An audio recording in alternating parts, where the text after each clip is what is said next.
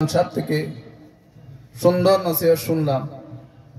এই পর্যায়ে আপনাদের সামনে প্রখ্যাত আলিম দ্বীন শেখুল হাদিস হযরত মাওলানা আব্দুল বাতিন সাহেব ঢাকা হুজুর আমাদের সামনে উপস্থিত।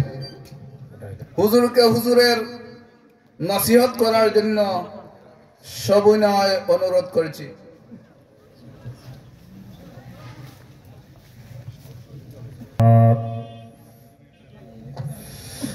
أما بعد فقد قال الله تبارك وتعالى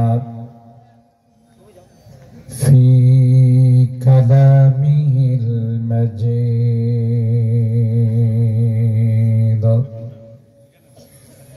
وفي فرقانه الحميد.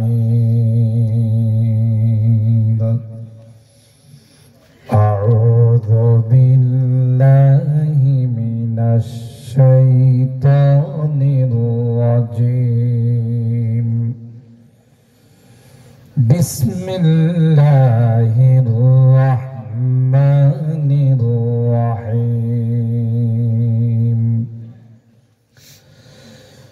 والنجم إذا هوى ما ضل صاحبكم وما غوى وما ينطق عن الهوى إن هو إلا وحي يوحى. علمه شديد القوى ذو مرة فاستوى وهو بالأفق الأعلى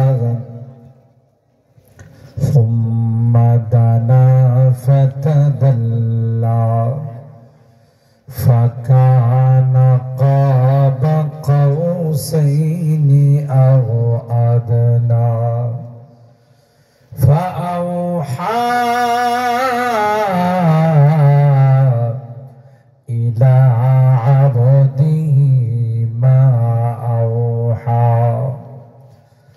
ما كذب الفؤاد ما رأى أفتمارونه على ما يرى ولقد رآه نزلة أخرى عند سدرة المنتهى عندها جنة المأوى إذ يغشى السدرة ما يغشى ما زاغ البصر وما طغى لقد رأى من آيات ربه الكبرى. وقال النبي صلى الله عليه وسلم فجل الله. 18 খানা আয়াত তেলাওয়াত করেছি। মুসলিম শরীফের একখানা ছোট্ট হাদিস পাঠ করেছি। আয়াতে কারিমা গুলোকে সামনে রেখে হাদিসে পাকের আলোকে কিছু আলোচনা আপনাদের খেদমতে পেশ করার আশা রাখি। আল্লাহ পাকের দরবারে তৌফিক চাই। সকলে বলুন আল্লাহুম্মা আমিন। মূল আলোচনায় যাওয়ার পূর্বে দুইটি জিনিস, একটি হলো এই মাসে তাৎপর্য, দ্বিতীয়ত আমি জানি না আপনাদের এই গ্রামের এই নাম কে রাখছে। এটা অনেক বড় চমৎকার একটি নাম, বাংলা নয়, এটা আরবি শব্দ। গোত গাও, গাতায়া গোত, গাউতুন মানে ডুবে যাওয়া। নিঃসন্দেহে আপনারা আল্লাহর প্রেমে ডুবে আছেন বলেই আপনাদের এলাকার নাম গোদগাঁও রাখা হয়েছে। আলহামদুলিল্লাহ কবেন না? কি আপনারা খুশি হন নাই? আর আমার অর্থটা যদি ভুল হয়ে থাকে, বড় বড় ওলামায়ে কেরাম আছেন, আমাকে হয়তো লোকমা দিবেন। হাদিস শরীফের মধ্যে আসছে ফা আখাযানি ফা গাত্তানি হাত্তা বালাগা মিন্নিল জুহুদ। বুখারী শরীফের প্রথম অধ্যায় বাবু কাইফা কানা বাদুল ওয়াহি ইলা রাসূলিল্লাহ সাল্লাল্লাহু আলাইহি ওয়াসাল্লাম ওয়া কাউলিল্লাহি আযজা ওয়া জাল, এই বাবের মাথা হাতে ইমামে বুখারী আলাইহির রাহমা যে হাদিস ওহির সূচনা লগ্নের যে হাদিস নিয়ে আসছেন, সে লম্বা হাদিস, আমি সেদিকে যাব না। হযরতে জিবরাইল আলাইহিস সালাম আল্লাহর হাবিবের কাছে যখন হেরা গুহায় উপস্থিত হলেন, এসে বলেছিলেন ইকরা ইয়া মুহাম্মদ, আপনি পড়ুন।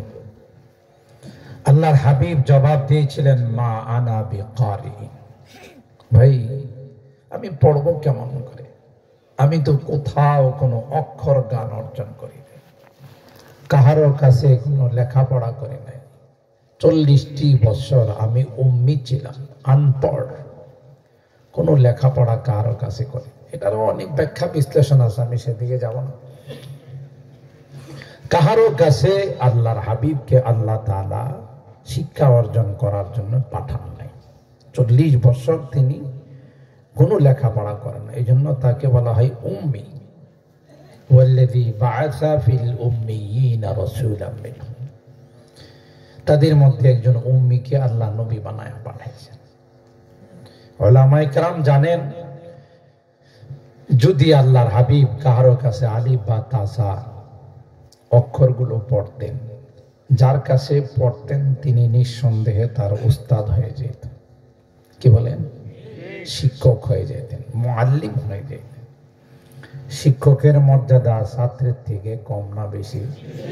বেশি। আর আমার হাবিবের উপর, আল্লাহর নবীর উপর পৃথিবীর কাহারও মর্যাদা আল্লাহ দেন নাই, আল্লাহর পরেই তার মর্যাদা। সুবহানাল্লাহ। এই জন্যে কাহারো কাছে অক্ষর গান অর্জন করার জন্য পাঠান নাই। খুদ আল্লাহর হাবিব বলেন আল্লামানি রব্বি ফাআহসানা তা'লিমি ওয়া আদ্দাবানি রব্বি ফাআহসানা তা'দিবি, আমার রব আমাকে শিখাইছেন, পড়াইছেন, তিনি আমার উস্তাদ। মাধ্যম হলেন জিবরাইল, জিবরাইল উস্তাদ নয়। জিবরাইল সফিরে মাহাজ, বার্তা বাহক। উস্তাদ কে? বলেন বলেন কে? স্বয়ং আল্লাহ তার হাবিবকে পড়াইছেন। বলেন আমি দুনিয়ার কোন মানুষকে আপনার টিচার বানাবো না, আমি স্বয়ং আল্লাহ আপনার টিচার হই। আজীব বৈচিত্র্যময় একটা জীবন। মার পেটে যখন 6 মাস, বাবার ছায়া আল্লাহ উঠাই নিয়ে গেছেন। সুবহানাল্লাহ। বাবার ছায়া তিনি দুনিয়াতে আইসা দেখেন নাই। বাবা আব্দুল্লাহ চলে গেছেন কখন? যখন আল্লাহর নবী তার আম্মা আমেনার পেটে 6 মাস। দুনিয়াতে আসার পর মার লালন পালনে ছিলেন 6 বছর 2 মাস 10 দিন। এরপরে মা গেলেন সন্তানকে নিয়ে আরওয়া নামক জায়গাতে বাবার কবর জিয়ারত করানোর জন্য, ওখানে মাও চলে গেলেন। সুবহানাল্লাহ। নেক্সট দায়িত্বে ছিলেন দাদা আব্দুল মুত্তালিব, তিনিও 2 বছর 2 মাস 10 দিন চলে গেলেন। দেখছেন কি আজীব কারবার। এককভাবে কাউকে দিয়ে আল্লাহ লালন পালন করার নাই। ও আদ্দাবানি রব্বি ফাআহসানা তা'দিবি, আমার রব আমাকে শিষ্টাচার শিক্ষা দিয়েছেন, আমাকে তারবিয়ত দিয়েছেন, আমাকে লালন পালন করেছেন। এককভাবে কেউ আমাকে লালন পালন করেন, সবগুলো কে করছেন? 40 বছর পর আল্লাহর হাবিবকে আল্লাহ বললেন ঘরে নয়, মাদ্রাসায় যায় ভর্তি হন। কোন মাদ্রাসায়? হেরা গুহার মাদ্রাসায়। সুবহানাল্লাহ। ওখানে আমি আল্লাহ আপনাকে শিখাবো, তালিম দিব। আল্লাহর হাবিব 7.5 কিলোমিটার প্রায় হুজরা মুবারক থেকে জাবালে নূর। এখন তো পিচ ডালাই রাস্তা, পাকা রাস্তা, তখন তো তাও ছিল না, পাহাড় ছিল। পাহাড়কে ডিঙ্গি এই রাস্তা অতিক্রম করে ২৫০০ ফিট উপরে উঠছেন। একটু আসতে কম। যারা হজ উমরা করতে গেছেন, জাবালে নূরের নিচের থেকে উপরে যারা উঠছে তাদের দিকে তাকাইলে কবুতরের বাচ্চার মতো। কি পরিমাণ উপর চিন্তা করেন। আবার সেখান থেকে একটু নেমে ছোট একটা সিঁড়ি মতো আছে, ওইটা দিয়ে নেমে আরেকটা গুহায় যাইতে হয়। সেই গুহাটাতে যাওয়ার সময় স্বাভাবিকভাবে যাওয়া যায় না, এইভাবে যেতে হয়। এমন ছোট একটা রাস্তা, ওখানে গিয়ে বসলে তাশাহুদের শুরুতে একটা মানুষ বসতে পারে, এর বেশি জায়গা নাই। এটার নাম হলো মাদ্রাসায়ে হেরা গুহা। ওখানে আল্লাহর হাবিব হযরতে জিবরিল আমিনকে পাঠাইছেন। সবচেয়ে বড় আশ্চর্যের বিষয় হলো যে আল্লাহ হাবিব তো ওখানে গেছেন, কিন্তু মাঝে মধ্যে খাবার দেওয়ার জন্য আম্মা জান খাদিজাতুল কুবরা রাদিয়াল্লাহু তাআলা আনহা, একজন মহিলা মানুষ, 7 থেকে 7.5 কিলোমিটার হেঁটে আবার ২৫০০ ফিট উপরে হেরা গুহাতে গিয়ে আল্লাহ নবীর খানা দিয়ে আসতেন।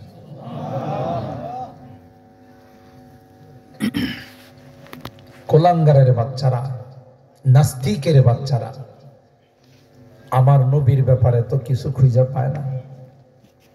একটা দোষ পাইছে যে মুহাম্মদের এত বয়ের কি দরকার, তিনি আসলে নারী লোভী ছিলেন। বুঝেন কেন নারী লোভী? কিভাবে?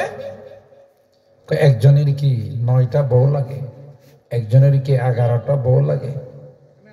তো নিঃসন্দেহে তিনি নারী লোভী ছিলেন। নাউজুবিল্লাহ, জোরে করবেন না। নারী লোভী ছিলেন যদি বলা হয়, আমি সকল নাস্তিকের বাচ্চাদের চোখে আঙ্গুল দিয়ে বলতে চাই, আমার নবীর গায়ে জান্নাতি 40 জন যুবকের শক্তি ছিল। আর একটু পরে সুবহানাল্লাহ বললেন, হিসাবটা আগে বুঝানেন। একজন জান্নাতি যুবকের গায়ে পৃথিবীর 100 যুবকের শক্তি আছে। আল্লাহর হাবিবের গায়ে 40 জন যুবকের শক্তি ছিল, তার মানে কি পৃথিবীর 4000 যুবকের শক্তি ছিল। এক একজন যুবককে কোরআনের মাধ্যমে আল্লাহ কয়জন বিবাহের অনুমতি দিয়েছেন? সবাই কয় না। সূরা নিসার মধ্যে আছে, ফানকিহু মা তাবা লাকুম মিনান নিসাই মাসনা ওয়া সুলাসা ওয়া রুবা। 4 জনের অনুমতি দিয়েছেন। এটা আবার আগামীকাল আপনারা বাস্তবায়ন করতে যায়েন না, পরে কিন্তু এই এলাকার মহিলারা আমার বিরুদ্ধে স্লোগান দিবে যে এই মৌলবি পেস্টা লাগাই দিয়ে গেছে। 4 জনের কথা বলছে, একজনকে নিয়ে ঠিক মতো সংসার চলে না, হ্যাঁ 4 জনের কথা কইছে। ভাই আমি বলি নাই, না কোরআন বলছে? তো একজন যুবককে যে 4 জনের পারমিশন দেওয়া হয়েছে, তার গায়ে শক্তি আছে বলে না নাই বলে? ঠিক না? আল্লাহ আছে বলেই তো বলছেন যে তোমরা ইচ্ছা করলে 4 জন স্ত্রী রাখতে পারো। সেই হিসাবে আল্লাহর হাবিবের গায়ে 16,000 স্ত্রী রাখার ক্ষমতা ছিল। 4000 যুবকের শক্তি ছিল। তো এক একজনকে যে 4 দিয়া গুণন দেওয়া হয়, 4 এর কত হয়? আমি আবার অঙ্কতে কাছে, আপনারা বলেন, কথা কয় না। কত? 16,000 স্ত্রী রাখার ক্ষমতা ছিল। কয়জন রাখছেন? 9 জন। কয়জন? বেশি রাখছে না কম?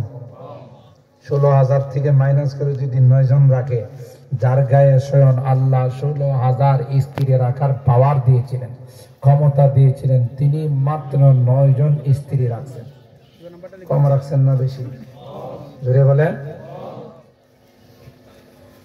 এরপরে আল্লাহর হাবিবের প্রথম স্ত্রী, আমাদের প্রথম আম্মা জান খাদিজাতুল কুবরা রাদিয়াল্লাহু তাআলা আনহা, ঠিক না? আল্লাহর হাবিব যখন আম্মা জানকে বিয়ে করেন, আল্লাহর হাবিবের বয়স কত?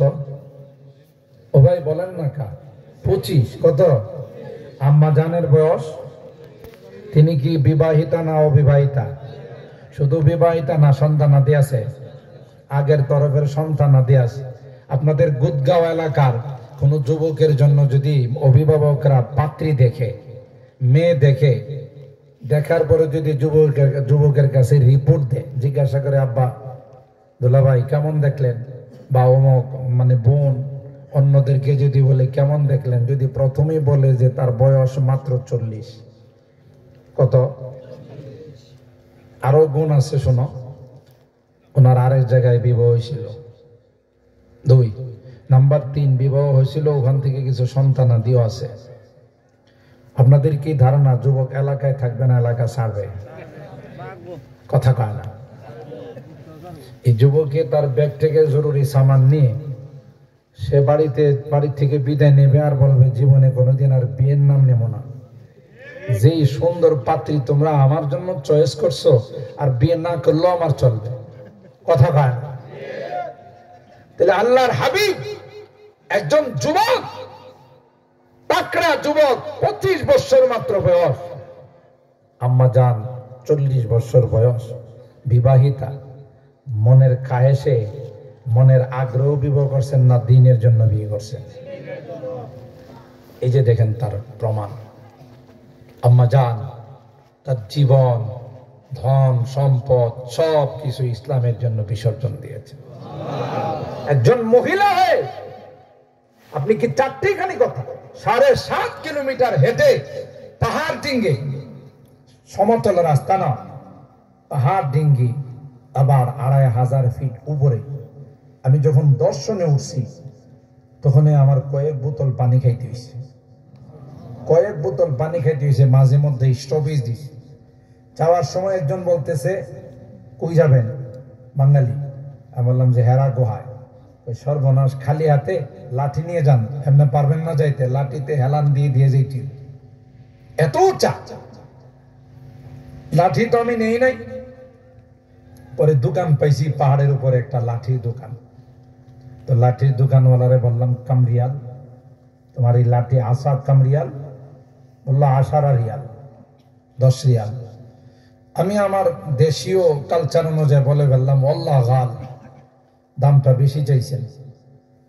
আমরা বলি না দোকানে অনেক সময় বললে যে ভাই দামটা বেশি চাইছেন, ই বেডারে আমার এই কথা বলতে দিই, সে আমার দিকে তাকায় কয় আল্লাহ হাজ খাসারা ওয়া রাব্বিল কাবা। এ হাজি, আমি যদি তোর কাছে দাম বেশি চায়া থাকি, তাহলে আমি রব্বে কাবার কসম করে বলছি আমার জন্য আল্লাহ ধ্বংস করে দেয়। আমি তো রীতিমতো বোকা সেজে গেলাম। কি জন্য কইলাম? শেষ পর্যন্ত বললাম আহ্বান, আল্লাহ আখি আহ্বান, সরি আমার বলাটা ঠিক হয় নাই, বুঝাইছি? তো একটা পর্যায়ে এসে আমার বলতেছে মিনা এই জিন্সি নিনটা, তোর বাড়ি কই? আমার আনামে বাংলাদেশ, তাকদির বিল লুগা আরাবিয়া। আমি বললাম সোয়া, কিছু কিছু আরবি বলতে পারি। হ্যাঁ, হেরা আমি উল্টা জিজ্ঞাসা করলাম মিনা এই জিন্সি নিনটা, তোর বাড়ি কোথায়? বলে আনামিম পাকিস্তান। বললাম আমার বাড়ি হলো পাকিস্তান। আমি চিন্তা করলাম যেহেতু পাকিস্তানি, তাহলে তো এর মাতৃভাষা উর্দু। কথা কয় না। আমি ল্যাঙ্গুয়েজটা চেঞ্জ করে ফেললাম, ভাষা চেঞ্জ করে এখন উর্দুতে চলে গেলাম, আরবি বাদ দিয়ে দিলাম। বললাম যে কিতনি দিন সে আবি আ রে আপনি এই তিজারত কিতনি দিন সে, এগুলো বলতে বলতে ওর সাথে বেশ কিছুক্ষণ কথা বলার পর আমি যখন ওরে উর্দু বলতেছি, আমার বলতেছে ওয়াকি তো বাংলাদেশি হ্যাঁ, আসলে কি তুই বাংলাদেশি? আমি বললাম কেউ আপको यकीन नहीं हो रहा, আপনার বিশ্বাস হয় না আমি বাংলাদেশি? नहीं, आपकी जुबान से मालूम हो रहा है कि आप बांग्लादेशी नहीं है। তোর উর্দু ভাষায় মনে হইতেছে তুই আসলে বাংলাদেশি না। क्यों भाई, बहुत अच्छी उर्दू आती है। बोललाम भाई मैं 2 साल इंडिया में था। कहाँ? दारुल देवबंद। अच्छा, अब दारुल का फर्जंद है, अपने दारुल में संतान, ये लाठी आपके लिए हदिया है। মনে মনে আমি খুব খুশি যে কয়েকটা উর্দু বলাতে তো লস হয় না, লাভ হয়েছে। 10 টাকার লাঠি কি পাইলাম, 10 রিয়ালের লাঠি ফ্রি পাইলাম। বহারহাল সেই লাঠি নিয়ে উঠতে হয়। একজন মা কি করে প্রতিদিন খাবার নিয়ে হেরা গুহায় উপস্থিত হয়। সুবহানাল্লাহ, কি পরিমাণ দরদ আল্লাহ তার দিলের মধ্যে ঢেলে দিয়েছিলেন। কথা বলেন ঠিক কিনা? আল্লাহর হাবিব ওখানে একা একই নির্জনে বসে থাকেন সেই উঁচা গুহার মধ্যে। ওখানে হযরতে জিবরিল আমিন আইসা উপস্থিত হলেন। আইসাই বললেন, ইকরা ইয়া মুহাম্মদ। 40 বছর কোন অক্ষর গান অর্জন করেন নাই। আল্লাহর হাবিব জবাব দিলেন, মা আনা বিকারি, আমি তো কোনো লেখাপড়া করি নাই। এমনি জিবরাইল মুআনাকা চিনেন তো? মুআনাকা সিনার সঙ্গে যে সিনা লাগায়, জিবরাইল আমিন আল্লাহর হাবিবরে ধরে মুআনাকা করে সিনার সঙ্গে সিনার চাপ দিছে। এটাকে হাদিসের ভাষায় আল্লাহ নবী বলতেছেন ফা আখাযানি, আমারে ধরছে, ফা গাত্তানি, আমাকে এমন চাপ দিছে, হাত্তা বালাগা মিন্নি জুহুদ, আমার শরীর থেকে এমন পেশাব পড়ছে মনে হচ্ছিল আমার জানটা বের হয়েছে। চাপ দিছি কে? ওনার গায়ে তো শক্তি নাই বললেই চলে। 600 পর ওনার গায়ে আছে পাখা। একটা পাখা দিয়ে যদি পৃথিবীর মধ্যে আঘাত করে, গোটা পৃথিবীটা সেকেন্ডের মধ্যে ওলট পালট হয়ে যাবে। এরকমের পর আছে কয়শ? তাহলে জিবরিলের গায়ে তো শক্তি নাই বললেই চলে। আর চাপ দিছে কাকে? যার গায়ে জান্নাতি 40 জন যুবকের শক্তি আছে। তিনি বলতেছেন ফাআখাযানি ফাগাত্তানি, আমাকে চাপ দিয়ে সিনার মধ্যে ডুবাই দিছে। এর থেকে উলামায়ে কেরাম লিখেন যে মাদ্রাসা শিক্ষা, ইলমে ওহী শিক্ষা, জাগতিক শিক্ষার মধ্যে আকাশ পাতাল ব্যবধান। কথা বলেন ঠিক কিনা? জাগতিক শিক্ষা অর্জন করতে গেলে টিচারের কথা যদি মনোভূত না হয়, পকেট থেকে ছোটখাটো কিছু বাইর করে যদি টিচারে বলে বেশি কিছু বলবেন তাহলে ঠুস, কথা কয় না। তারপরও জাগতিক শিক্ষা অর্জন করতে পারবে কেন? এটা সিনার সাথে সম্পর্ক নয়। আর ইলমে ওহী কোরআনের শিক্ষা, এটা সিনার থেকে সিনার মধ্যে আসে। জিবরাইলের সিনার থেকে আল্লাহর হাবিবের সিনার মধ্যে আসে। আল্লাহর হাবিবের সিনার থেকে সাহাবায়ে কেরামদের সিনার মধ্যে আসে। সাহাবায়ে কেরামদের সিনার থেকে তাবিঈনদের সিনার মধ্যে আসে। তাবিঈনদের সিনার থেকে তাবে তাবিঈনদের সিনার মধ্যে আসে। আস্তে আস্তে কিয়ামত পর্যন্ত উস্তাদ থেকে ছাত্রদের সিনার মধ্যে। আপনাদের এই গুদগাঁও, এটার বিশ্লেষণটা করলাম বুখারী শরীফের এই হাদিস দিয়ে। তাইলে আপনাদের এই নাম যে আল্লাহর ওলি রাখছে, আপনাদের এই মানসিক অবস্থা, আপনাদের কলবের অবস্থা, ইসলামের প্রতি আপনাদের ভালোবাসা, কোরআনের প্রতি আপনাদের ভালোবাসা, আলেম ওলামাদের প্রতি আপনাদের ভালোবাসা, দ্বীনের প্রতি আপনাদের ভালোবাসা বলেই এই পুরা গ্রামটার নাম রাখা হয়েছে গুদগাঁও। আলহামদুলিল্লাহ বলে খুশি না বেজা? সম্মানিত সুধী, তারই একটা কর্মসূচি আপনাদের মাঝে সংগঠনের পক্ষ থেকে বলা হয়েছে। কতজন বাচ্চা যেন? 16 জন বাচ্চাকে এই ইসলামী সমাজ কল্যাণ পরিষদের পক্ষ থেকে সুন্নতে খাতনা, যেটা আল্লাহর নবীর একটি বড় সুন্নত, হযরত ইব্রাহিম আলাইহিস সালামের এই সুন্নত, এই সুন্নতে খাতনা ফ্রি ভাবে এই সংগঠনের পক্ষ থেকে আঞ্জাম দেওয়া হয়েছে। আলহামদুলিল্লাহ বলে। এগুলো যেমনি ভাবে সামাজিক কাজ, তেমনি ভাবে দ্বীনের কাজ, ইসলামের কাজ, সুন্নতের কাজ। আমি এই ইসলামী সমাজ কল্যাণ পরিষদকে বলবো, আগামীর কর্মসূচি তোমাদের নিতে হবে। পুরা এলাকাতে কোনো বিবাহ শাদীর মধ্যে গান বাজনা বাজতে পারবে না। কথা বলেন ঠিক কিনা? যেখানে গায়ে হলুদের নামে, গায়ে মরিচের নামে অশ্লীলতা, বেহায়াপনা হবে, ডেস্কের সামনে নাচানাচি হবে, সেখানে প্রতিরোধ গড়ে তুলতে হবে। ঠিক বললাম? আপনারা হয়তো মাঝখানে একটা শব্দ শুনছেন যে গায়ে মরিচ, এটা তো জীবনও শুনেন নাই, কারণ সারা জিন্দিগি শুনছেন গায়ে হলুদ। এখন হুজুর বলছে গায়ে মরিচ। মরিচ এই জন্য বললাম, মরিচের মধ্যে ঝাল আছে না নাই? কথা পায় না। গায়ে লাগলে জ্বালা পোড়া শুরু হয় না? হয় না? তাইলে ডেস্কের সামনে বিবাহের গায়ে হলুদের দিন ডেস্ক লাগায় যে যুবক যুবতীরা নাচে, নিশ্চয়ই কেউ কিছু লাগাইছে। কথা পায় না? নাচানাচি করে না? করে না? লাফালাফি করে না? করে না? তাহলে গায়ে হলুদের আড়ালে শয়তানে গায়ে মরিচ লাগাইছে। কথা বলেন ঠিক কিনা? যে বিবাহের শুরুতে সূচনা লগ্নে হারাম হবে, বেহায়াপনা হবে, বেপরদিকে হবে, গান বাজনা চলবে, এই দাম্পত্যের থেকে যখন সন্তান আসবে নিঃসন্দেহে এটা আব্দুল কাদের জিলানী হবে, শেখে গহরপুরি হবে, শেখে ইমামবাড়ি হবে, শেখে কাতিয়া হবে, হ্যাঁ এটা এরশাদ শিকদার হবে। কথা বলেন ঠিক কিনা? এটা আস্থা সন্ত্রাস হবে, ডাকাত হবে। এটা কোনোদিন ভালো মানুষ হওয়ার আশা নাই। ভালো সন্তান চাবেন আর ভালো রাস্তায় চলবেন না, তা কোনোদিন হতে পারে না। কথা বলেন ঠিক কিনা? সবাইকে নিয়ে আমার এই যুবকরা অত্যন্ত উৎসাহিত। আজকের এই সুন্দর আয়োজন যারা করেছেন, এভাবে সামাজিক কাজগুলো যখন একত্রিত হয় আমরা সবাই করব, ইনশাআল্লাহ গোটা এলাকার মধ্যে জান্নাতে হাওয়া বিরাজ করে। কথা বলেন ঠিক? চলুন তাফসিরে চলে যায়। শুধু আপনাদের গ্রামের অর্থটা, এলাকার অর্থটা কোরআন সুন্নাহর আলোকে, হাদিসের আলোকে বললাম। এটা একটা আনকমন বয়ান মনে করেন, এটা তো কেউ কেউ বলেন ঠিক না, বয়ান তো সবাই শোনেন, কিন্তু একটা আনকমন বয়ান শোনালাম আপনাদেরকে, যে আপনাদের শোনানোর অর্থ এই, এখন থেকে আপনাদেরকে ঠিক হয়ে যেতে হবে। যারাই গুনাহ কাজ করতেছেন বিভিন্ন ভাবে, বিভিন্ন লাইনে, সবগুলো বাদ দিয়ে এখন ওই আল্লাহর প্রেমে ডুবে যাইতে হবে, ইসলামিক কালচারে ডুবে যাইতে হবে, বিজাতীয় কালচারকে বর্জন করতে হবে। ঠিক কিনা বলেন?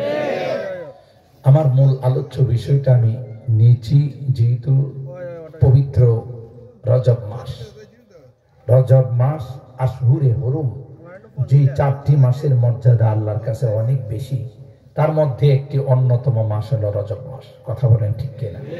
যেদিন থেকে আল্লাহ আসমান আর জমিনকে সৃষ্টি করেছেন, সেদিন থেকে 12 মাসকে আল্লাহ বানাইছে। এই 12 মাসের মধ্যে 4টি মাসের মর্যাদা সবচাইতে বেশি। ইন্না ইদ্দাতাশ শুহুরি ইনদাল্লাহি 12 শাহরান ফি কিতাবিল্লাহ ইয়াওমা খালাকাস সামাওয়াতি ওয়াল আরদ মিনহা আরবাআতুন হুরুম যালিকা আদ-দীনুল কাইয়্যিম ফালা তাযলিমু ফীহিন্না আনফুসাকুম وقاتلوا المشركين كافة كما يقاتلونكم كافة واعلموا أن الله مع المتقين। আল্লাহ বলেন, যেদিন থেকে আসমান আর জমিন বানাইলাম, যে সেদিন থেকে আমি আল্লাহ 12 মাসকে বানাইলাম। এই পৃথিবীর মানুষেরা এই 12 মাসের মধ্যে 4টি মাসের মর্যাদা অনেক বেশি।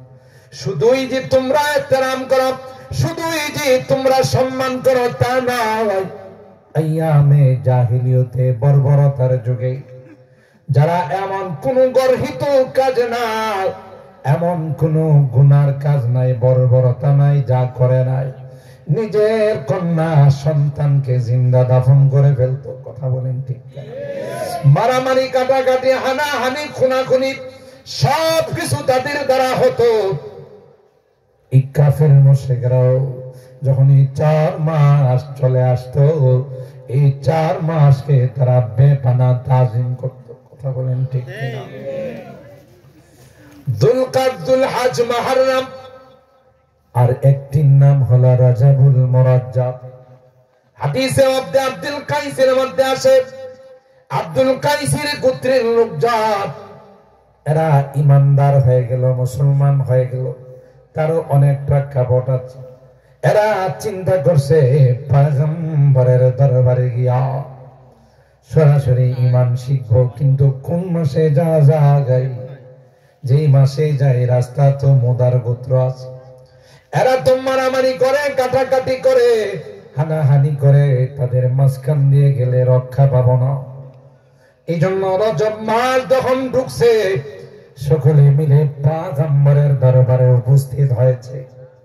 উপস্থিত হয়ে বলেন, ইয়া রাসূলুল্লাহ, ইন্না লা নাস্তাতিউ আন ইয়াতিয়াকা ইল্লা ফিশ শাহরিল হারাম ফাবাইনানা ওয়া বাইনাকা হাযাল হায়্যু মিন কুফারি মুদার। এ পয়গম্বর, ইচ্ছা করলে আসতে পারি না। আমাদের মাঝে আপনার মাঝে মুদার গোত্র, এরা বড় খারাপ, এরা ইচ্ছা করলে এদের কাছে দিয়া কেউ যাইতে পারে না। কিন্তু রজব মাসকে এরা এতই ভালোবাসে, এতই মহব্বত করে, এই রজব মাসে কারো গায়ে তারা হাত তুলে না। সুতরাং ফামুরনা বিআমরিন ফাসলিন নুখবিরু বিহি মান ওয়ারানা ওয়া নাদখুলু বিহিল জান্নাত। আপনার কাছে আমরা ঈমান শিক্ষা করার জন্য আসছি, আমাদেরকে এমন ঈমান শিক্ষা দেন যেগুলোর উপর আমল করে আমরাও জান্নাতে যাব, যারা আসে নাই তাদেরকেও খবর দিয়ে জান্নাতে নিয়ে যাব। এই জন্য রজব মাসের শেষে লাগানো হয় রজব মুদার। আর হারাম, এটা একটা কারণ, রজব মাস যখন প্রবেশ করে পয়গম্বর উম্মতকে একটি বরকতময় দোয়া শিখায়। কথা বলেন ঠিক? যে দোয়াটা আমার সঙ্গে আপনারা পড়ুন, আল্লাহুম্মা, সকলে পড়ুন, আল্লাহুম্মা বারিক লানা ফি রজব ওয়া শাবান ওয়া বাল্লিগনা রমাদান। আবার পড়ুন, আল্লাহুম্মা বারিক লানা ফি রজব ওয়া শাবান ওয়া বাল্লিগনা রমাদান। হে আল্লাহ, আমাদের জন্য আপনি বরকত নাজিল করুন ফি রজব ওয়া শাবান, রজব এবং শাবান মাসে, ওয়া বাল্লিগনা রমাদান, আর রমাদান পর্যন্ত পৌঁছার হায়াতে বরকত দিও। এই দোয়াটা আল্লাহর নবী আমাদেরকে শিখিয়ে গেছেন, পড়ব তো ইনশাআল্লাহ। 3 নাম্বার কারণ হলো, এই রজব মাসে আল্লাহর হাবিব সরকারে দু আলম হযরতে মুহাম্মদুর রাসূলুল্লাহ সাল্লাল্লাহু আলাইহি ওয়াসাল্লাম কে আল্লাহ পাক গোটা পৃথিবীর মধ্যে যত খবর বিভিন্ন কোরআনের মাধ্যমে আল্লাহ পাক দিয়েছেন, কোরআনের আয়াতের মাধ্যমে, হাদিসের মাধ্যমে, যেগুলো আমরা না দেখে বিশ্বাস করছি। কবর দেখছি, হাসর নাসর, জান্নাত জাহান্নাম, আমরা কোনটাই দেখছি। বিভিন্ন গুনার যে শাস্তি হবে, এই শাস্তিগুলো আমরা দেখি না, কিন্তু আমরা বিশ্বাস করি না। কথা বলেন। আল্লাহ পাক ডাক দিয়া কয়, ও আমার হাবিব, পৃথিবীর কেউ দেখে নাই, জান্নাত দেখে নাই, জাহান্নাম দেখে নাই, বিভিন্ন গুনার শাস্তি দেখে নাই। ও হাবিব, আমি আল্লাহ আপনাকে মেরাজে নিয়ে আসলাম, সবগুলো আপনাকে আমি আল্লাহ দেখাইলাম, কারণ আপনার একজনের খবর গোটা বিশ্বের সবার খবরের চেয়েও বেশি গুরুত্বপূর্ণ। কথা বলেন ঠিক কিনা? 2 নম্বর কারণ হলো আমুল হুজান।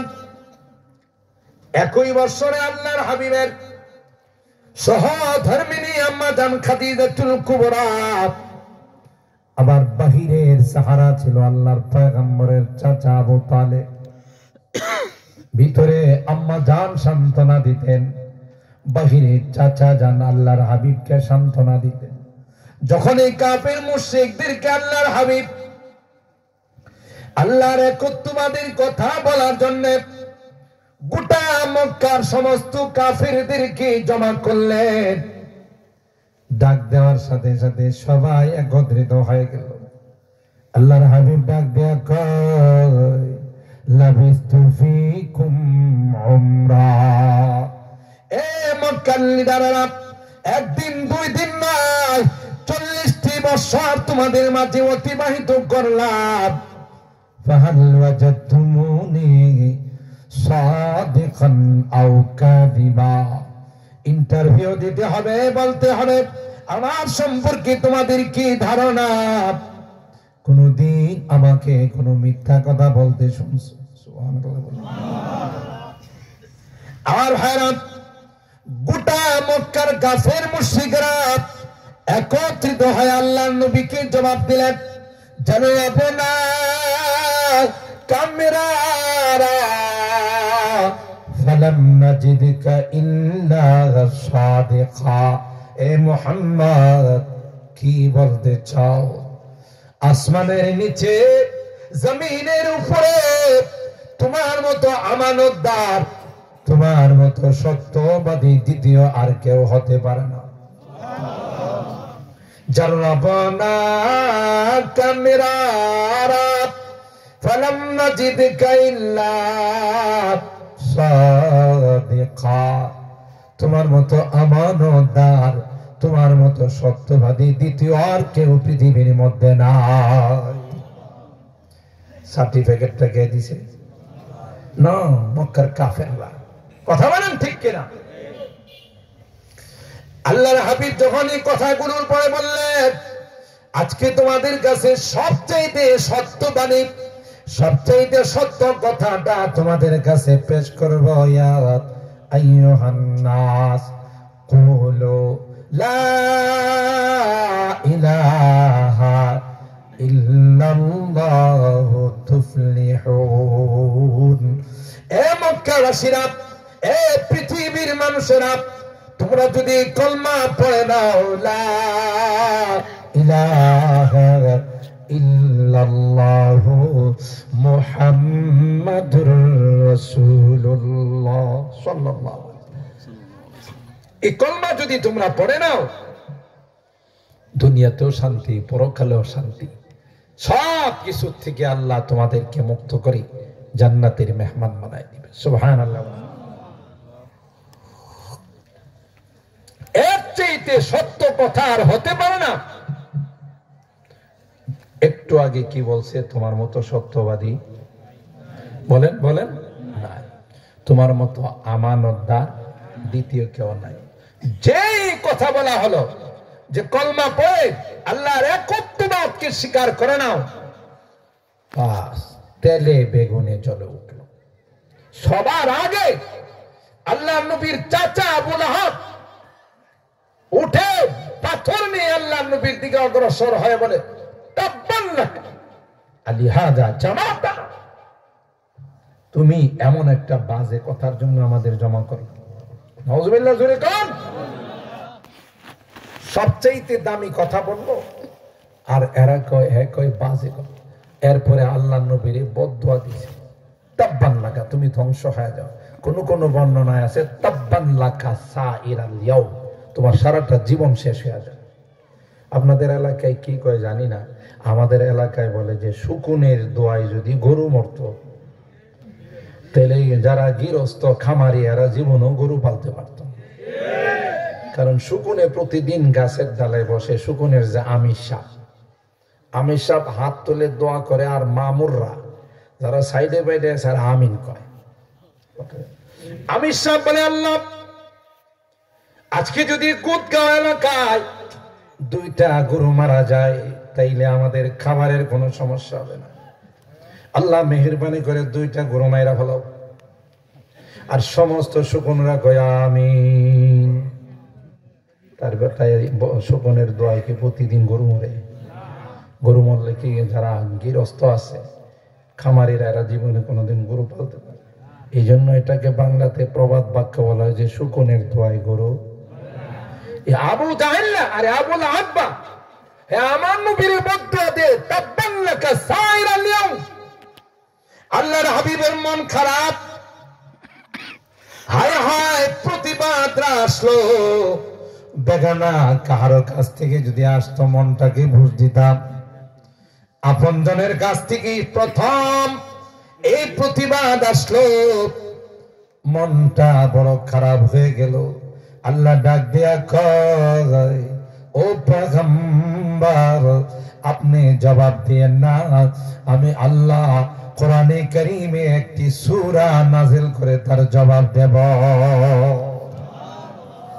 আপনাকে তো অনন্তন বদদুয়া দিয়েছে, একদিন বদদুয়া দিয়েছে, আমি আল্লাহ তার জন্য যে বদদুয়াটা নাজিল করব, কিয়ামত পর্যন্ত যারা আসবে সূরা লাহাব তিলাওয়াত করবে সকলেই তাকে বদদুয়া দিতে থাকবে। আল্লাহ সূরা নাজিল করে দিয়ে বলেন, তাব্বাত ইয়াদা আবি লাহাবি ওয়া তাব্বা মা আগনা আনহু মালুহু ওয়া মা কাসাব সায়াসলা নারান যাতা লাহাবি ওয়া ইমরাআতু হাম্মালাতাল হাতাব ফি জিদিহা হাবলুম মিন মাসাদ। আল্লাহু আকবার। এত বদদুয়া দিছে, তার বদদুয়া তো আল্লাহর কাছে কবুল হবে না, আর আল্লাহ পাক সূরা লাহাব নাজিল করে তার দাঁত ভাঙার জবাব দিয়েছেন। কথা বলেন ঠিক কি? আর ভাইরা, সমস্ত কাফির মুশরিকরা আল্লাহর নবীর বিরুদ্ধে চলে গেল।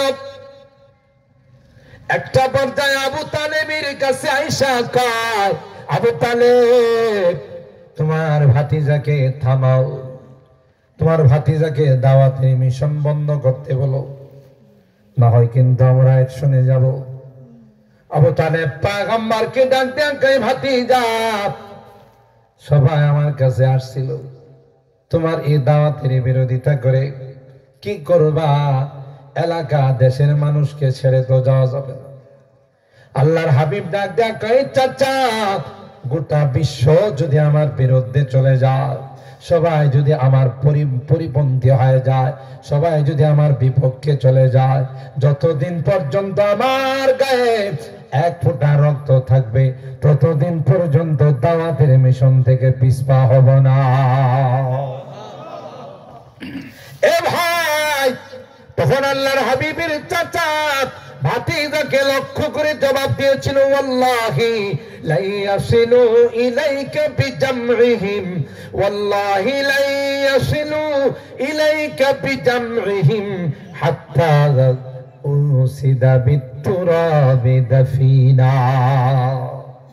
এ ভাতিজা, আসমানের মালিকের কসম, তুমি তোমার মিশন চালিয়ে যাও। এক আবু তালেব যতদিন তার গায়ে একটা পশম আছে ততদিন পর্যন্ত তোমার গায়ে কেউ টাচ করতে পারবে না। আরো জোরে সুবহানাল্লাহ বলেন।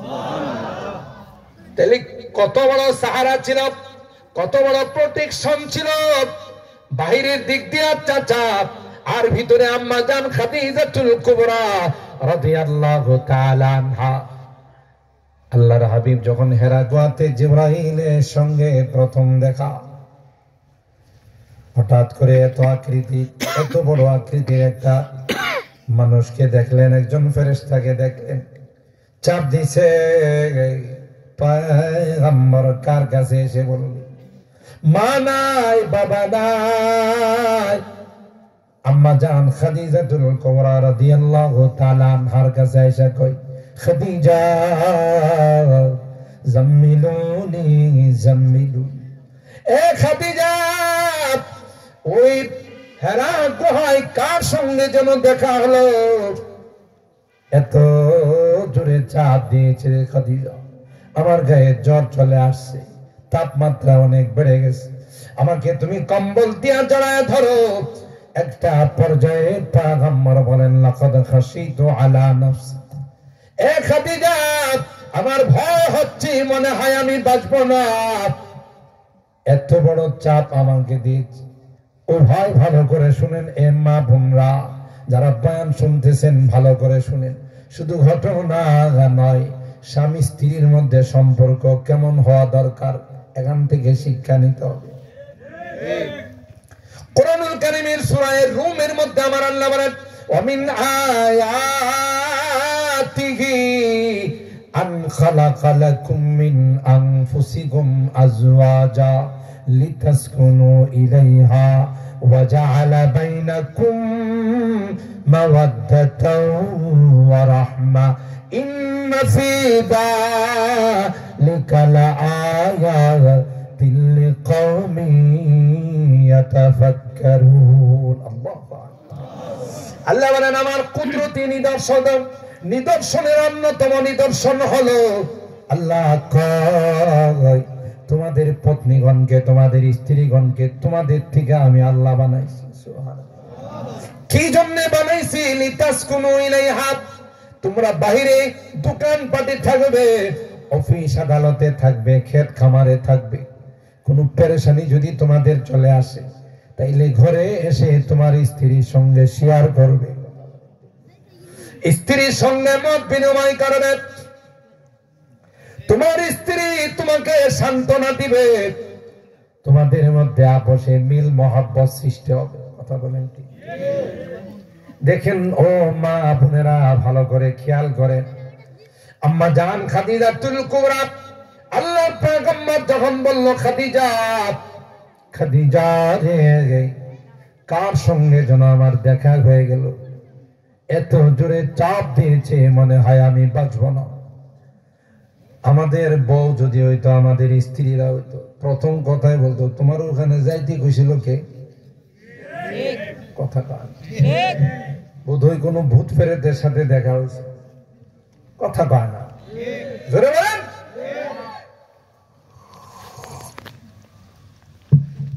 মোবাইল চুরি নিয়ে গেছে, পকেট মারে টাকা নিয়ে গেছে। আয়েশা যখন নিজের স্ত্রীর কাছে শেয়ার করে, কি কয়?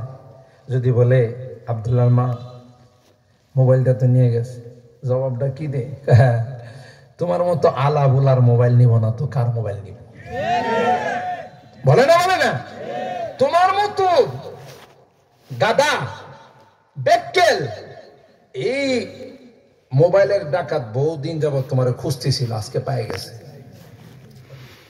এই জাতীয় কথা কয় না?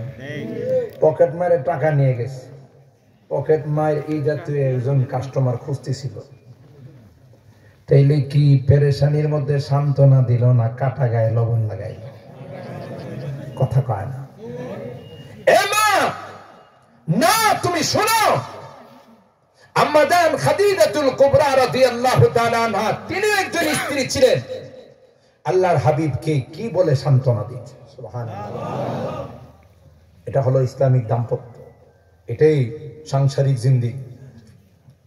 আল্লাহর পয়গম্বরের স্ত্রী খাদিজাতুল কুবরা কাটা গায়ে লবণ লাগান। যখন আল্লাহর হাবিব বললেন লাকাদ খাশিতু আলা নাফসি খাদিজা, আমার ভয় হচ্ছে আমি বাঁচবো কিনা, আম্মা জান বললেন কাল্লা ওয়াল্লাহি লা ইউখজিকাল্লাহু আবাদা। আল্লাহু আকবার বলেন। এ আল্লাহর হাবিব কি বলে? কাল্লা ওয়াল্লাহি লা ইউখজিকাল্লাহু আবাদা, আল্লাহর কসম করে বলি পয়গম্বর, না না, আপনার মতো এত বড় মহামানবকে আল্লাহ কোনদিন অপমান করবেন না। চিন্তা করেন কি সাহস রাখিস। আমাকে স্ত্রী তোমার ওখানে যাইতে খুশি লোকে, মানুষ নাই, কিচ্ছু নাই, নীরব এলাকা, ওখানে ভূত ফেরেতের সাথে দেখা হয়েছে। কথা কয় না? কাল্লা ওয়াল্লাহি লা ইউখজিকাল্লাহু আবাদা, না না, আপনি টেনশন করেন না, আপনি পেরেশান হইেন না, আল্লাহ আপনাকে কোনদিন অপমান করবে না। ইন্নাকা লাতাসিলুর রাহিম ওয়া তাহমিলুল কাল ওয়া তাকসিবুল মাদুম ওয়া তুখরিজ যায়ব ওয়া তুঈনু আলা নাওয়াইবিল হক। আপনি যে মহান চরিত্রের মালিক, আপনি আত্মীয়দের সঙ্গে সুসম্পর্ক রাখেন, দুর্যোগের সময় মানুষের পাশে দাঁড়ান, আপনি জনগণের বিভিন্ন সহযোগিতায় কাজে আসেন, মেহমান আসলে মেহমান নওয়াজি করেন। এই রকমের বৈশিষ্ট্য যার আছে, আমার মনে কয় কোনদিন আল্লাহ তাকে অপমান করবেন না।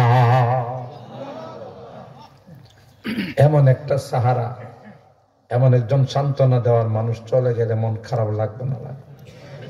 আল্লাহর হাবিবের চাচা আবু তালেব, সেও চলে গেছে, বলছে যে ভাতিজা, গোটা মক্কার সবাই যদি একত্রিত হয়ে তোমার কাছে আসে আর আমি যদি জিন্দা থাকি, কেউ তোমার গায়ে টাচ করতে পারবে না। আল্লাহ রাব্বুল আলামিন একই বৎসরে দুইজনকে নিয়ে চলে গেলেন। সুবহানাল্লাহ। ওই একই কথা আল্লাহ দায়িত্বটা আমি নিছি। সুবহানাল্লাহ, জোরে বলেন। আল্লাহর নবীর দিকটাকে সান্ত্বনা দেওয়ার জন্য আল্লাহ বললেন, চলুন আপনাকে বিশাল এক ভ্রমণে নিয়ে যাব। সুবহানাল্লাহ। সেই ভ্রমণটার নাম ছিল মেরাজ শরীফ। তার দুইটা পার্ট, একটা হলো ইসরা আর একটা হলো মেরাজ। বাইতুল্লাহ থেকে বাইতুল মুকাদ্দাস, সুবহানাল্লাযী আসরা বিআবদিহি লাইলাম মিনাল মাসজিদিল হারাম ইলাল মাসজিদিল আকসা, এটাকে ইসরা বলে। বাইতুল্লাহ থেকে বাইতুল মুকাদ্দাসে নিয়ে গেলেন আল্লাহ বুরাকের সাহায্যে। এটাকে যদি কেউ অস্বীকার করে সরাসরি কাফের হয়ে যায়। দ্বিতীয় পার্টটা ছিল মেরাজ।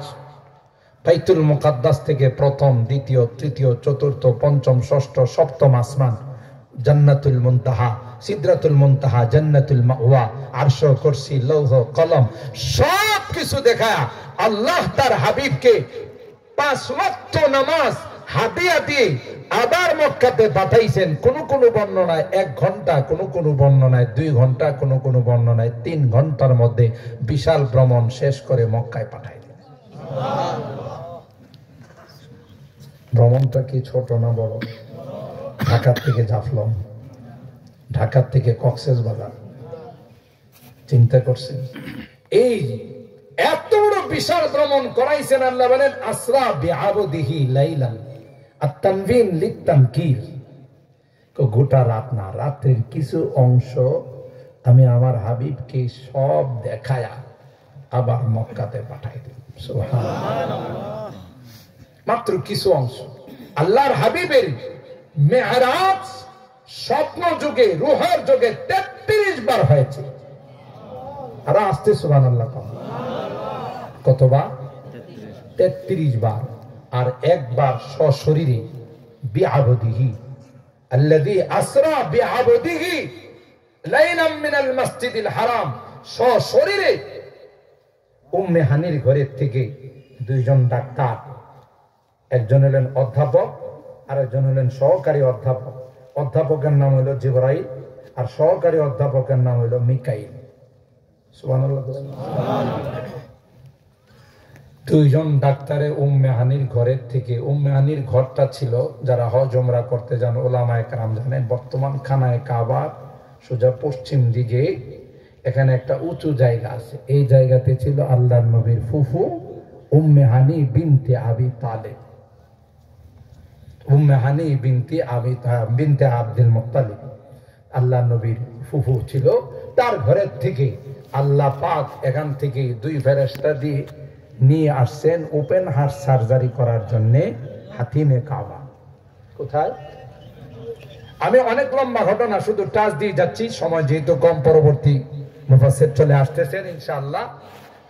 এখানে সূরা আন-নাজমের যে তিলাওয়াত করলাম, ওই তার সূচনা লগ্নের সাথে জড়িত। যে মানুষগুলো আল্লাহর হাবিবকে as-সাদিকুল মাসদুক বলে ডাকতো, আল-আমিন বলে ডাকতো, যে ইমানের কথা বলছে, দিনের কথা বলছে, সবাই তার বিরুদ্ধে চলে গেছে। এক একজন এক এক রকমের মন্তব্য শুরু করছে। কেউ বলে পাগল, কেউ বলেন যে গণক, কেউ বলেন যে সাহিত্যিক, ইত্যাদি ইত্যাদি বিভিন্ন রকমের মন্তব্য যখন শুরু করছে, আল্লাহর হাবিবকে আল্লাহ এই আয়াত নাযিল করে সান্ত্বনা দিলেন। সুবহানাল্লাহ। ওয়ান নাজমি ইযা হাওয়া মা দাল্লা সাহিবুকুম ওয়া মা গাওয়া ওয়া মা ইয়ানতিকু আনিল হাওয়া ইন হুয়া ইল্লা ওয়াহয়ুন ইউহা। আল্লাহ বলেন ওই তারকারাজির কসম, যে তারকারাজি গুলো তার কিরণ দিয়ে, তার আলো দিয়ে যখন আস্তে আস্তে গায়েব হয়ে যায়, ওয়ান নাজমি ইযা হাওয়া মা দাল্লা সাহিবুকুম ওয়া মা গাওয়া। না রে না, আমার হাবিব লাইনচ্যুত হয় না। আমার হাবিব হলেন সবার চাইতে বেশি লাইনের মধ্যে আছে। তোমরা যারা তাকে লাইনচ্যুত বলেছ, তোমরা এই লাইনচ্যুত হয়ে আছো। কথা বলেন ঠিক কিনা? এ মুসলমান, যারা পাওয়ার খাটিয়ে কোরআনের আজকে বন্ধ করে দিতে চায়, কোরআনের তাফসীরকে বন্ধ করে দিতে চায়। একটা সময় অনেক পাওয়ার খাটাইছে, কোরআনের তাফসীর মাহফিল করতে গেলে থানায় দৌড়াইতে দৌড়াইতে জুতা ক্ষয় হয়ে গেছে। আমার জানা মতো অনেক তাফসীর মাহফিলের জন্য থানার ওসিরা হাদিয়া দেওয়া হয়েছে। কথা কয় একম বক্ত না দাঁত এ নাস্তিক আর মুরতাদ, কোরআনের তাফসীর মাহফিল হবে, এখানে তুই ঘুষ খাইছিস। কথা বলেন ঠিক কিনা? আল্লাহ ডাক দেয়া কয় না না, কোরআন ছিল, আছে, থাকবে। যারা কোরআনের বিরোধিতা করেছে তাদেরকে এখন লাইট মাইরা পাওয়া যাবে, বাতি চালান দিয়ে পাওয়া যাবে না। কথা বলেন ঠিক কিনা? খুরশিদে দ্বীনে अहमद का आलम के उफक पर चमकेगा। কবি বলতেছেন কোরআনের লাইট, কোরআনের সূর্য জ্বালাইছেন কে? আরো জোরে বলেন। খুরশিদ দ্বীন আহমদ কা आलम के उफक पर चमकेगा, ये नूर हमेशा चमका है, ये नूर हमेशा चमका है, ये नूर बराबर चमकेगा। इल्म हुनर का गहवारा तारीख का से पारा है, हर फूल हाय की शोला है, हर सर्व यहाँ मीनारा है। अल्लाहु আকবার। কোরআনের পক্ষে তাফসীরের পক্ষে যারা থাকবে এরাই সফল কাম হবে। বিরোধিতা যারা করবে যতই পাওয়ারফুল হোক তাদেরকে একদিন তালাশ করে পাওয়া যাবে না। কথা বলেন ঠিক কিনা? এটাই হলো বাস্তবতা।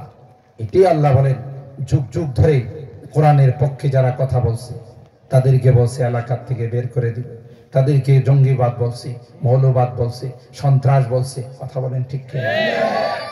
একটা সময় বাংলাদেশেও আমরা যারা কোরআনের কথা বলতাম আমাদেরকে বলা হতো তুম আপনি প্যারে পাকিস্তান মে চলে যাও, তুম আপনি প্যারে পাকিস্তান মে চলে যাও। আমরা যদি এখন বলি তুম আপনি প্যারি হিন্দুস্তান মে চলে যাও। কথা ঠিক কিনা?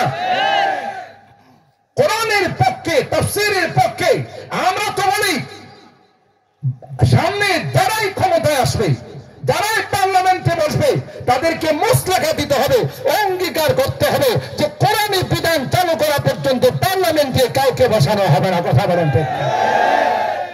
মুসলিম কান্ট্রি, এটা মুসলিম দেশ, কোরআনের দেশ, মসজিদের দেশ, মাদ্রাসার দেশ, আল্লাহর ওলিদের দেশ। কথা বলেন ঠিক কিনা? এখানে কোনো তাগুতি আইন আমরা দেখতে চাই না, কোরআনের আইন চলবে। কথা বলেন ঠিক কিনা? যারাই কোরআনের আইন চিন্তা করবে, যারাই কোরআনের আইন দেশে প্রতিষ্ঠা করবে আমরা তাদেরকে পার্লামেন্টে বসাবো। বহু দেখছি আমরা দেশ স্বাধীন হওয়ার পর থেকে তাগুতি আইন দিয়ে শান্তি আসে নাই, শুধু দুর্নীতি লুটপাট শুধু বাড়ছে। আমার দেশে ফরেনিয়ার, আমার দেশের বিদেশে যারা থাকে প্রবাসীরা কত কষ্ট করে দেশের জন্য টাকা পাঠায়। এই বাংলাদেশ পৃথিবীর মধ্যে একটা মডেল হওয়ার কথা ছিল, সেই বাংলাদেশে লুটপাট করে, দুর্নীতি করে, চাঁদাবাজি করে দেশের টাকা সুইস ব্যাংকে জমা করে দেশটাকে রসাতলে নিয়ে গেছে। কথা বলেন ঠিক কিনা? আজকে যদি কোরআনী আইন থাকতো, চুরি করলে হাত কাটা, দুর্নীতি করলে তার যাবজ্জীবন কারাদণ্ড। কথা বলেন ঠিক কিনা? ডাকাতি করলে তাকে ফাঁসির কাস্টে ঝুলাইতে হবে, নেশা করলে তাকে সবার সামনে শাস্তি দিতে হবে, জেনা করলে সবার সামনে শাস্তি দিতে হবে, তাকে হত্যা করতে হবে, দুর্না মারতে হবে। তাহলে দেশ আজকে এই অবস্থায় পৌঁছত না। আর এগুলো সব কোরআনে আমাদের জন্য আল্লাহ বিধান চালু করে দিয়েছেন। কথা বলেন ঠিক কিনা? সম্মানিত শুধু মেরাজের বিস্তারিত আলোচনার দিকে আমি গেলাম না, শুধু এতটুকুন বললাম রজব মাসে এই মেরাজের শিক্ষা থেকে আমাদের যে শিক্ষা নিতে হবে, আল্লাহর হাবিব সেই আল্লাহর কাছ থেকে আমাদের জন্য 5 ওয়াক্ত নামাজ মেরাজ থেকে হাদিয়া নিয়ে আসছেন। মেরাজের শিক্ষা হবে যে 5 ওয়াক্ত নামাজ আমাদের জীবনে বাস্তবায়ন করা। কথা বলেন ঠিক কিনা? পড়বো তো ইনশাআল্লাহ। হাত তোলেন, হাত তোলেন। লিল্লাহে তাকবীর, লিল্লাহে তাকবীর। আল্লাহ আমাদের হাতগুলো কবুল করুন, আমিন বলুন। আমি আর আপনাদের সময় নেব না। মুসাফির মানুষ, দোয়া কবুল না ফেরত। এই সাউন্ডটা কমাইছেন, কাটতে বাড়ান। দোয়া কবুল না ফেরত। মুসাফিরের দোয়া কবুল কে বলছেন? আল্লাহর হাবিব বলছেন, ঠিক কিনা বলেন? সুতরাং নিঃসন্দেহে মুসাফিরের দোয়া কবুল। আমি আপনাদেরকে নিয়ে দোয়া করব। দোয়ার আগে শুধু আমার একটা আবদার, মুসাফিরের আবদার যদি ফেরত দেয় তাও বিপদ। কথা কয় না? আপনারা বললে আবদার করবো, ফেরত দিলে কিন্তু সমস্যা আছে। সবাই চিন্তা বেড়ে গেছে, টেনশনে বেড়ে গেছে। আবু সাঈদ খুদরি রাদিয়াল্লাহু তাআলা, বুখারী শরীফের হাদিস, আবু সাঈদ খুদরি রাদিয়াল্লাহু তাআলা আনহুর সাথে এক জামাত সাহাবায়ে কেরাম দিনের দাওয়াত নিয়ে গেছে। তখন তো হোটেলের রেস্তোরাঁর ব্যবস্থা ছিল না, খাওয়া দাওয়ার ব্যবস্থা ছিল না। কেরাত দাইফ তখন ওয়াজিব ছিল, মেহমানদারি করা। গিয়ে এলাকার মানুষকে বলছে, আমরা নবীর সাহাবী, আসছি তোমাদের এলাকায় দিনের দাওয়াত নিয়ে, আমাদের মেহমানদারি করতে হবে। এলাকার মানুষ কয়, এই বাপ দাদার নাম নাই, চান মোল্লার বিয়াই, তাগো আমাদের মেহমানদারি করা লাগবে, জানা নাই শোনা নাই। মেহমানদারি করে নাই, মুসাফির রে ফেরত দিছে, কি বিপদ দিছে বলবো? কথা কয় না? এলাকার চেয়ারম্যান সাহেবকে সাপে কাটছে ফেরত দেওয়ার পর। চেয়ারম্যান সাহেবের বাড়ি তো কুড়ের ঘর থাকে, টিনের ছাপড়া থাকে, তাই না? কথা কয় না? চেয়ারম্যান সাহেবের বাড়ি তো বিল্ডিং, সাপ ঢুকলো কোন দিক দিয়ে? পাঠাইছেন কে? বলেন, বলেন, কে পাঠাইছেন? সাপে কাটছে পরে যত চিকিৎসা আছে, বুখারী শরীফের হাদিস, কোন চুটি বইয়ের গল্প নয়। যত চিকিৎসা, যত ঝাড়ফুঁক আছে সব করছে কামানা। একজন হঠাৎ করে বলল যে মসজিদের মধ্যে তো মুসাফিরের একটা জামাত আছে, ওখানে কেউ ঝাড়ফুঁক করতে পারেনি, গিয়া দেখো। গিয়ে বললেন, হালমিন আহাদিম মিনকুম রাকিন, তোমাদের মধ্যে কেউ কি সাপে কাটা রোগী ঝাড়তে পারো? তখন আমি সব জিনি আবু সাঈদ খুদরি মিনাল মুকসিরিনা ফির রিওয়ায়া, অধিক হাদিস যারা রিওয়ায়াত করেন তাদেরকে মুকসির ফির রিওয়ায়া বলা হয়। তিনি তার মধ্যে একজন অন্যতম। তিনি বলছেন, জি আমি ঝাড়ফুঁক করতে পারি। তাড়াতাড়ি আসে। কই? চেয়ারম্যান সাহেবের সাপে কাটছে। চেয়ারম্যান সাহেবের সাপে কাটছে, আমার কি হয়েছে? কথা পায় না। আপনি আসেন, ঝাড়ফুঁক করে দিয়ে যান। বাকি কাম ফাঁকি, কি দিবেন কম? সুবহানাল্লাহ কাম কি দিবেন বলেন? এরা কয় যা চান তাই দিব, বাকি কাম ফাঁকি। কয় আপনাদের থাকা, খাওয়া, আসা যাওয়া, বরণ পোষণ সব দিব, তাও আয়সা রোগীটাকে একটু যাইরা যান। আল্লাহ কই ওই সময় শুধু 3 বেলা খাবার চাইছিল, এখন বরণ পোষণ, থাকা, খাওয়া সব দিতে বাধ্য হইছস। কথা কয় না? ওখানে গেছে, তিনি কি যেন একটু তিলাওয়াত করছেন, মনে মনে পড়ছেন, পড়া ফুৎকার মারছে। সাপে কাটা রোগী ওইটা এমন দৌড় দিছে, কান্নামা নসিতামিনে কাল, সার গরু যেমন রশিদ থেকে ছাড়া পাইলে দৌড় মারে, লাফ মারে, এমন ভাবে লাফ মারছে। সুবহানাল্লাহ। সবাই আবু সাঈদ খুদরি বলেন, আপনি এত বড় কবিরাজ কবে হইলেন? আপনার ফুতে ডাইরেক্ট অ্যাকশন। কো ভাই, কোন কবিরাজি না, সূরাতুশ শিফা তিলাওয়াত করে আমি মাত্র তাকে ফুৎকার দিছি, আর আমার জানা আছে এই সাপ নিজে আইছে না, আল্লাহ পাঠাইছে। কেন? মুসাফিরে চাইছিল, দেয় নাই। এখন আপনারা বুঝা শুন, এখন আমি সামো কিনা? কথা কয় না? বেশি কিছু না, এই তাফসীর মাহফিলটা কিয়ামত পর্যন্ত চালু থাকুক, আমরা চাই না? চাই না? আরো জোরে বলেন, চাই না? চাই না? হাত তুলেন, হাত তুলেন। আল্লাহ তোমার বান্দাদের হাতগুলো তুমি কবুল করো, আমিন বলেন। মূল কথাগুলো আমাদের মুশাহিদ সাহেব, কাসিমি সাহেব বলবেন। আমি শুধু এই যে প্যান্ডেলটা, মাইক প্যান্ডেল, এবছর কত খরচ হয়েছে মাইক প্যান্ডেলে? সব মিলায় প্যান্ডেল কত? 24, 3 বারং 36, ঠিক না? এই প্যান্ডেলটা এত সুন্দর করে প্যান্ডেল আমি খুব কম দেখছি। আপনাদের এলাকা মানুষের রুচি ভালো, যিনি করছেন উনি সুন্দর করে করছেন। কোরআনের তাফসীর মাহফিলে প্যান্ডেল সুন্দর হলে খুশি লাগে না বেজার লাগে? কি সুন্দর করে করছে, এটা আগামীতে আরেকটু সুন্দর করে হোক, আমরা চাই না? চাই না? আমি এককভাবে বলবো না, যেহেতু এখানে 3 বারং 36 আর 4 মিলায় ধরেন 40, 4 জন মানুষ চাই, 10,000 করে। যে আগামী বছর ইনশাআল্লাহ আমি 10,000 আমি 10,000 এখন থেকে সব লেখা হবে, যেহেতু এটা কোরআনের তাফসীর, আর কোরআন আপনার কবরে আপনার সঙ্গী হয়ে যাবে। সুবহানাল্লাহ। সাব্বির হোসেন মাইক মারহাবা বলেন।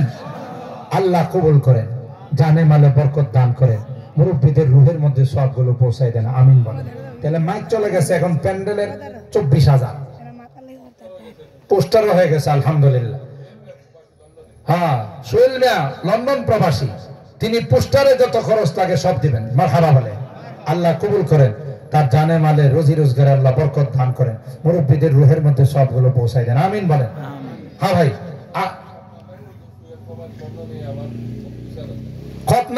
খতনার জন্য মুসলমানের জন্য এই সোহেল লন্ডন প্রবাসী 20,000 টাকা দিয়েছেন, মারহাবা বলেন।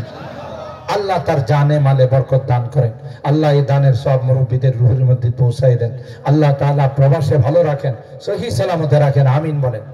জি বলেন, এখন আর 24,000 টাকা প্যান্ডেলের জন্য।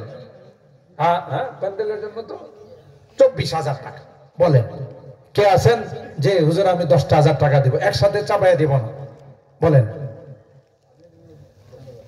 কি নাম? লিল্লাহে তাকবীর। আপনাদের তাকবীরের আওয়াজে মনে হয় আপনারা সিলেটের না অন্য জায়গায়। আর সিলেটের মানুষের তাকবীরের আওয়াজই তো দৌড় গোবিন্দের তখতে তসনস হয়ে গেছিল, কথা বলেন ঠিক কেন? সিলেটের মানুষের আওয়াজ এত ছোট হবে কেন? লিল্লাহে তাকবীর। কি নাম জানো না? আলমগীর। আলমগীর সাহেব 10,000 টাকা, মারহাবা। আল্লাহ তোমার বান্দার দানকে কবুল করে নাও, কোটি টাকার মালিক বানাই দিও, আসমানি জমিনে বিপদ আপদ থেকে হেফাজত করিও। আল্লাহ মুরব্বীরা যারা দুনিয়ার থেকে চলে গেছেন তাদের রুহের মধ্যে পৌঁছাই দিও। কিয়ামতের কঠিন ময়দানে আল্লাহ তোমার হাবিবের শাফাত নসিব করে দিও, আমিন বলো। আর আছে কত?